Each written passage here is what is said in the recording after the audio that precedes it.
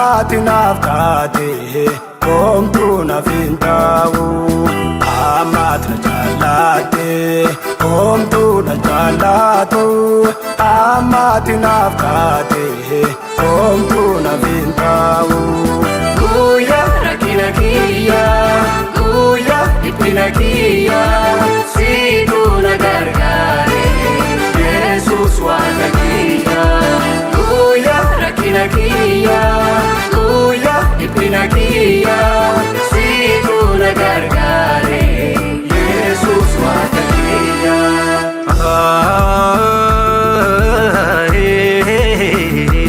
Situ na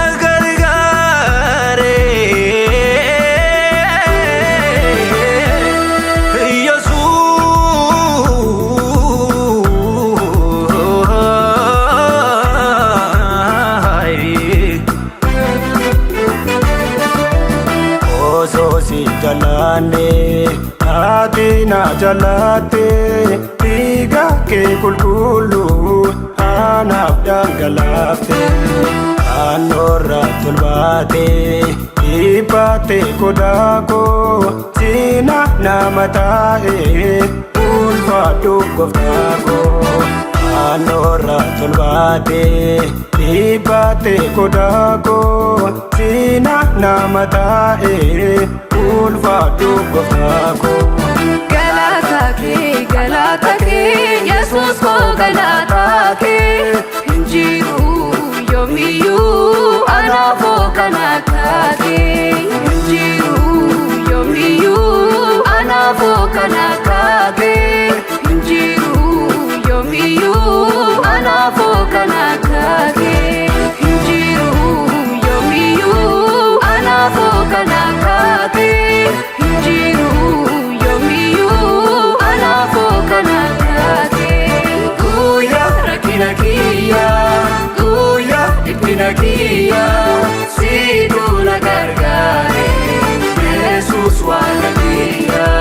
Guya rakina kiya Guya ipina kiya Situ na gargare Jesus wala kiya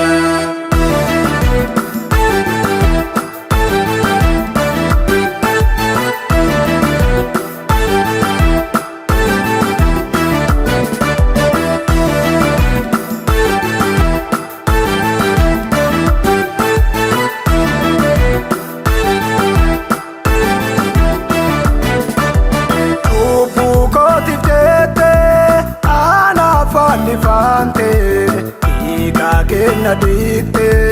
na kulkulesite na olchuda tete ofike tiflute jalala nafkabdut ala tarkisite na olchuda tete ofike tiflute jalala nafkabdut ala tarkisite galata ke gofta ko galata ke injiru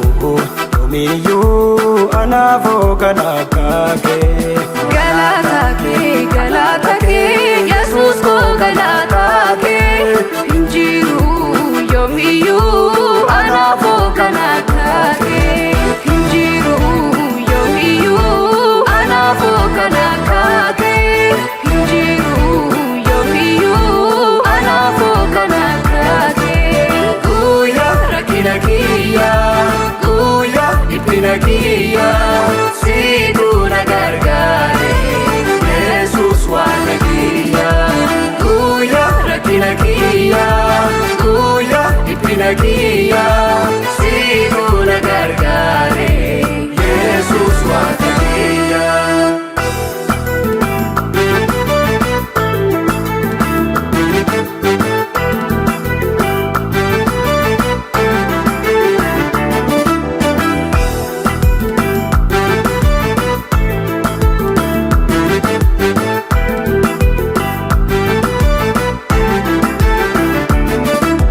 Jalala atinaf kabdu Omtu nafinka bugofta Dukana limiti kesa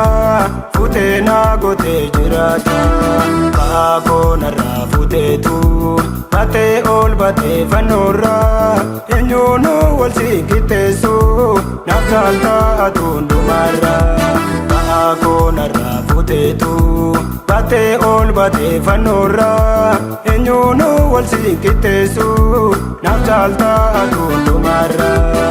amat na jalate omtu na jalatu amat nafkate omtu na fintawu amat na jalate omtu na jalatu amat nafkate omtu na fintawu Kuya rakinakia Kuya ipinakia Situ na gargare Jesus wanagia Kuya rakinakia Kuya ipinakia